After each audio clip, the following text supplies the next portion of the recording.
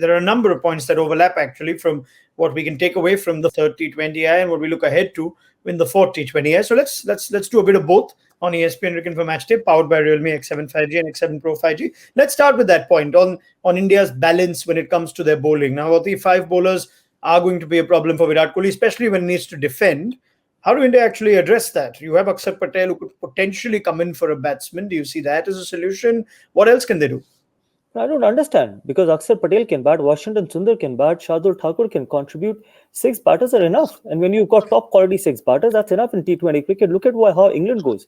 Sam Curran batting at number 7, Jofra Archer can chip in, Adil Rashid can chip in. But then if Sam Curran is batting at number 7, Washington Sundar easily can bat at number 7 and Akshar Patel can bat at number 8. So that's enough batting. There's no point going with proper 6 batters and then Hardik Pandya as your 7th batter. That's just he's batting too lower down the order. If you make him bat at number 7, he'll bat at number 7. So I probably thought that in the first game, the combination was right when India went with 6 bowlers. Whether they went with 3 third seamer as Hardik Pandya, that's a different story. But you have to go against a quality side with 6 options. If you keep going with 5 options, teams like West Indies, teams like England, who's got powerhouse in their batting lineups, then it's very difficult for you to defend even probably 170. It worked for them in the last game, Belly, but this is the problem, isn't it? When you're defending, there's suddenly a different pressure, especially if someone like Josh Butler takes on 1 or 2 of your strike bowlers like he did today. Yeah, definitely. I mean, the question I would have is if Jadeja was fit, would they leave out a batsman to get him in, which then obviously allows you to have the 6 batters, and just an extra all-rounder in there as well. So I'm assuming that if he was fit, it would be a batter that misses out, not a bowler. But they still have the option of Rahul Tewatia, who I think is still with this team, although there's a bit of uncertainty on who's fit and who's cleared fitness tests to be available for selection. But they need to find perhaps another bowling option before that next T20I. Let's talk about another important point ahead of this game, which is whether India can find the answers to England's hostile pace bowling. Archer and Wood seem to be a completely different challenge, Belly, and I think England would go more of the same, no matter whether they bowl first or not. But that seems to be a significant part of the contest. India's batsmen or top order not being able to respond to England's pace. 100%. I think Wood, the 2 games he's played, he has been the difference, hasn't he? From making the England bowling lineup, not say that there's somebody to target, but he's just made it look so much more aggressive, so many more wicket-taking options and just hard to get hold of. Obviously, I think there's one over that Kohli got him at the back end, but again, he was exceptional. And I think England will be, again, praying that he'll pull up well for the next T20, but again, making sure that he is fully available for that World Cup in 7 months' time.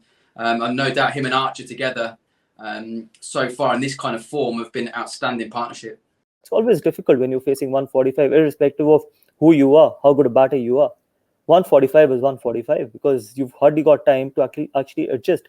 You've taken a decision, then you have to back that decision. You don't have time to actually probably go back on that decision. And that's the reason why we keep talking how important it is pace in any format.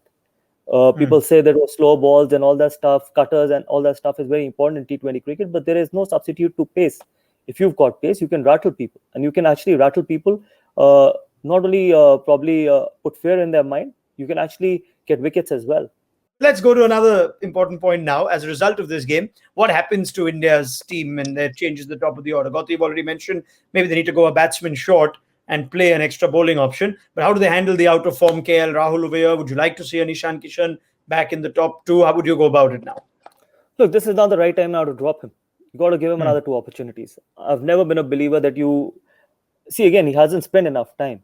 Yes, he is out of form, no doubt about it. But if you drop him now, you're not going to make his confidence any good for the further games. Just try and probably play a batter less. If anything, I would probably not play Shreyas Iyer at number 6, which is a very, very hard call because that's not his number.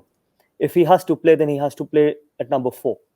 And if you don't pick him at number 4, then number 6 is not what suits his style of batting. Then I would rather have Hardik Pandya batting at number 6, Washington Sundar at number 7, and Akshar Patel at number 8. I know it's hard, see again, but that is how it is. Dropping KL Rahul will not be a solution for the team or even for his own confidence. You'd go with that, Belly, for a player who's looking so out of sorts, but is someone who's a big part of India's T20 plans. You'd still play KL Rahul? I think, well, there's certainly 2 options. If this series is about winning, then I would leave him out and I'd just move Kishan up 1, have an extra bowler in Akshar Patel or whoever they want to bring in there, the extra bowler. There's loads of batting. if the next 2 games are about winning, that's what I would do. I'd have my informed players facing as many balls as I can, and that's a bit harsh.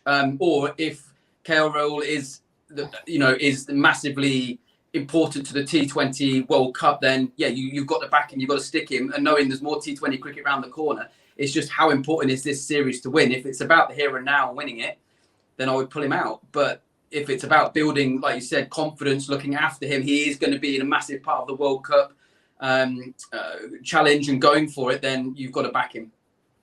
Okay.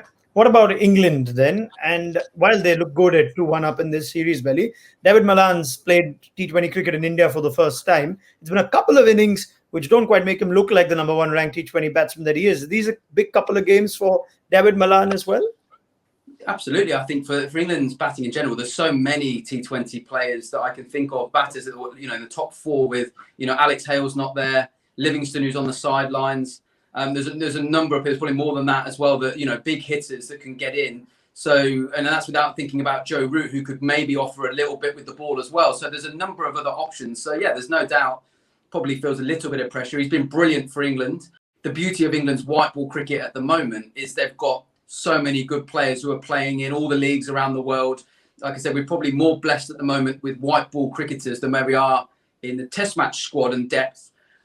So yeah, I mean, there's no doubt. I think to keep a place in that top 4 or 5 for England, you've got to be performing and actually striking at a seriously good rate because there's so many players desperate to play. That wraps things up on ESPN Cricinfo Match Day, powered by Realme X7 5G and X7 Pro 5G.